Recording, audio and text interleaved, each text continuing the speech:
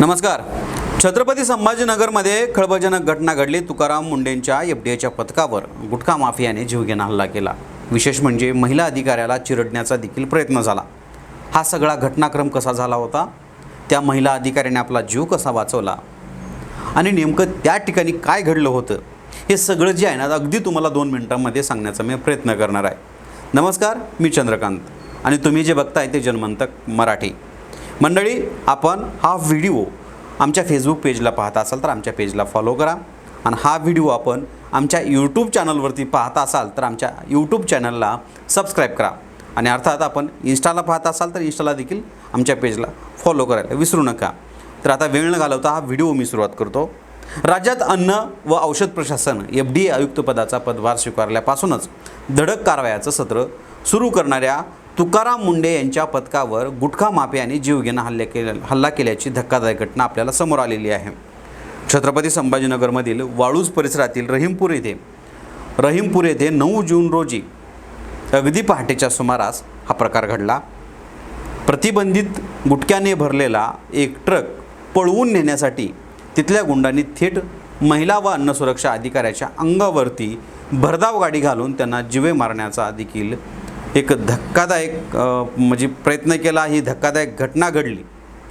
बघा मंडळी, गोपनीय माहितीच्या आधारे एफडीएच्या विशेष पथकाने वाळूजवळील रहीमपूर या ठिकाणी आणि या परिसरामध्ये एका आयशर ट्रकला अडवलं होतं।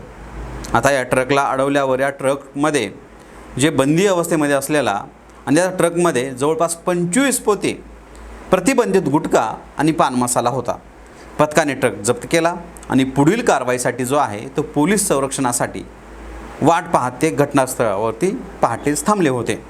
अचानक वाट पाहत असताना एका विना नंबरच्या काळ्या स्कॉर्पिओमधून 5 ते 6 गुंड तिथं आले। त्यांनी शासकीय अधिकाऱ्यांना थेट शिवीगाळ करायला सुरुवात केली, दहशत माजवायला सुरुवात केली आणि यांना गोळ्या घाला अशा धमक्या देत गुंडांनी तिथे एक वेगळ्या प्रकारची दहशत निर्माण केली। हा सगळा जो घटनाक्रम आहे अनेक व्हिडिओमध्ये आपण सोशल माध्यमामध्ये देखील पाहिला असेल। या दरम्यान गुंडांनी महिला अन्न सुरक्षा अधिकारी श्रीमती सुरसे यांना लक्ष्य करत त्यांच्या अंगावर भरधाव स्कॉर्पिओ घालण्याचा प्रयत्न देखील केला। मात्र प्रज्ञा सुरसे यांनी अत्यंत प्रसंग सावधान राखत गाडीतून आपण बाजूला उडी मारली, ज्यामुळे सुदैवानं त्यांचा जीव वाचला। या संपूर्ण गोंधळाचा फायदा उठवत गुटखा माफियांनी जप्त केलेला आयशर ट्रक तिथून म्हणजे घटनास्थळावरून ते घेऊन तिथून पसार झाले। घटना फार गंभीर आहे। पोलिसात गंभीर गुन्हे दाखल झालेत आणि अटकसुद्धा त्यामध्ये करण्यात आलेली अशी माहिती आपल्याला मिळते। या भीषण हल्ल्यानंतर पोलीस ठाण्यात गुन्हेगाराविरोधात शासकीय कामात अडथळा आणणे, धमकी देणे आणि जीवे मारण्याचा प्रयत्न करणे अशा विविध कलमांतर्गत त्यांच्यावरती गुन्हा देखील दाखल करण्यात आलेला आहे। पोलिसांनी तत्परता दाखवत तात्काळ तिथल्या काही आरोपींना संशयितांना ताब्यात घेतला असून फरार झालेल्या इतर आरोपींचा शोध सध्या सुरू आहे। त्याचबरोबर आयशर ट्रकचा देखील सध्या शोध घेण्यासाठी अनेक पथकं रवाना करण्यात आलेली आहे। आता जे IAS अधिकारी आहेत तुकाराम मुंढे यांनी एफडीएच्या आयुक्तपदाचा जे सूत्र हाती घेतल्यापासूनच राज्यातील जे भेसळखोर आहेत, जे हे असे माफिया आहेत, अन्न भेसळ करणारे आहेत आणि गुटखा माफियांचे धाबे अक्षरशः दणाणलेले आहेत।